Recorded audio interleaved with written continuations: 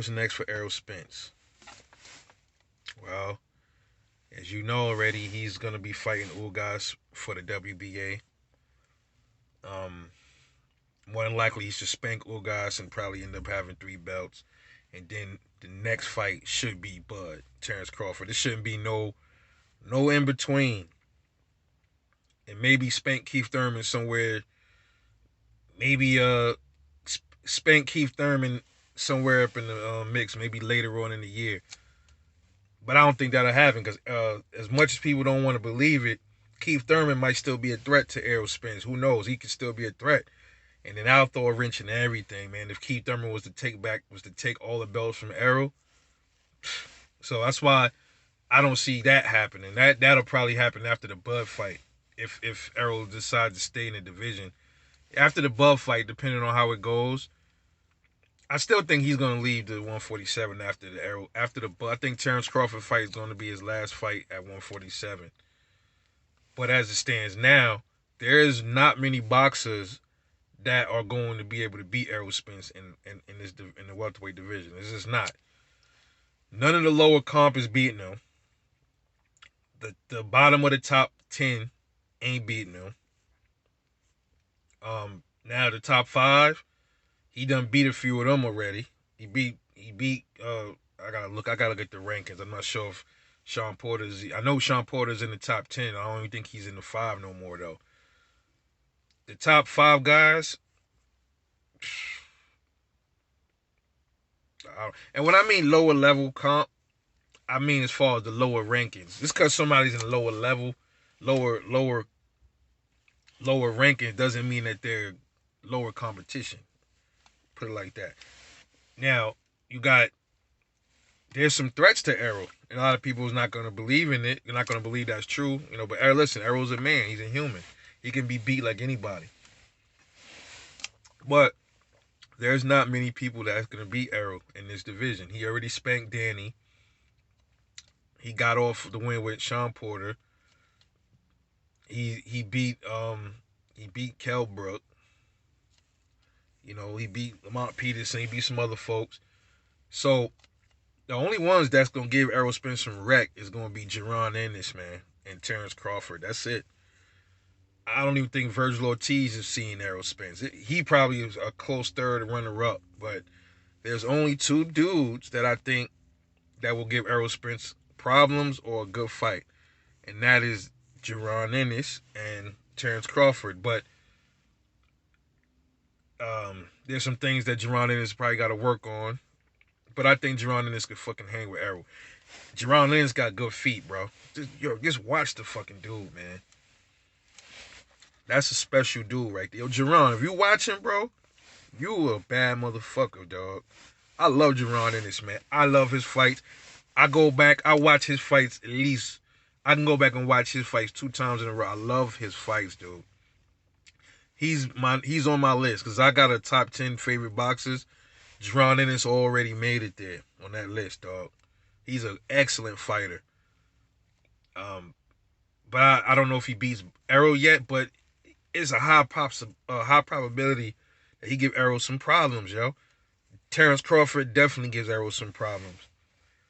So those are the only 2 threats to Errol, man. And one is in the, I think Jaron Ennis is ranked. I'm not sure. I think he's somewhere in the top 10. I think he may be. I don't know. I'm going off the top of my head. I gotta go check the rankings again.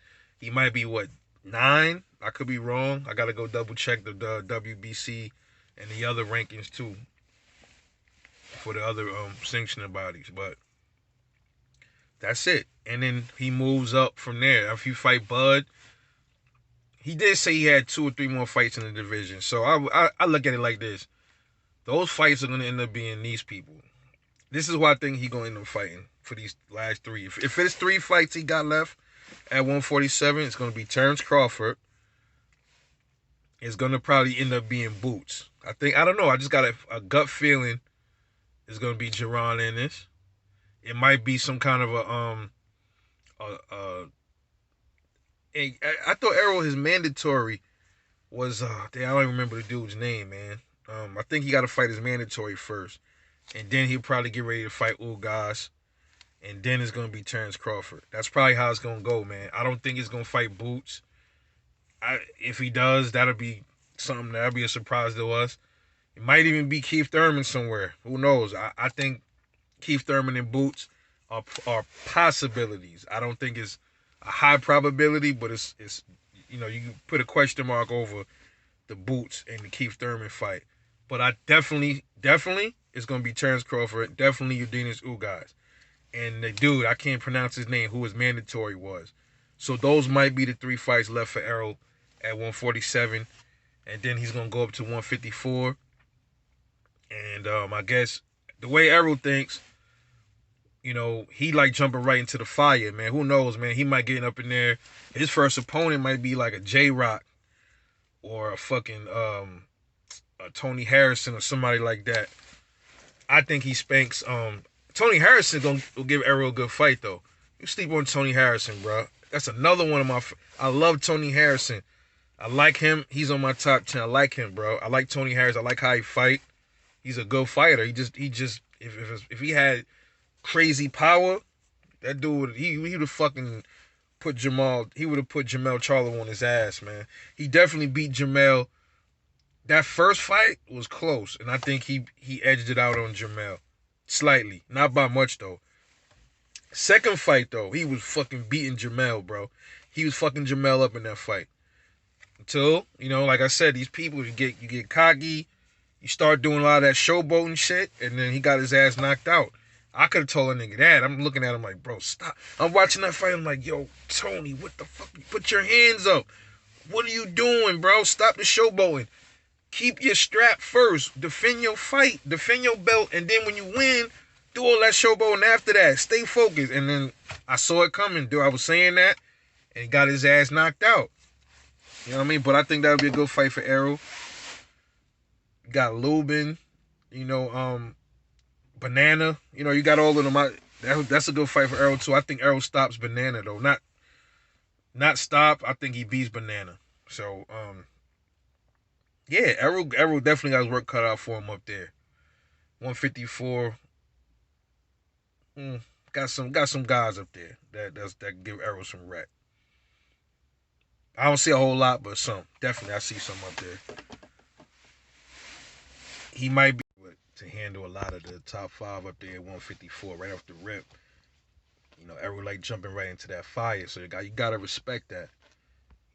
But as of right now, 147, there's not many people that could do anything to him, man. There's only 2. That's it. I see 2 people, man. Keith Thurman is probably is a slight threat, probably too, man. Maybe Keith Thurman, but I don't see what Keith Thurman to bring to the table that he ain't already seen from other people, man.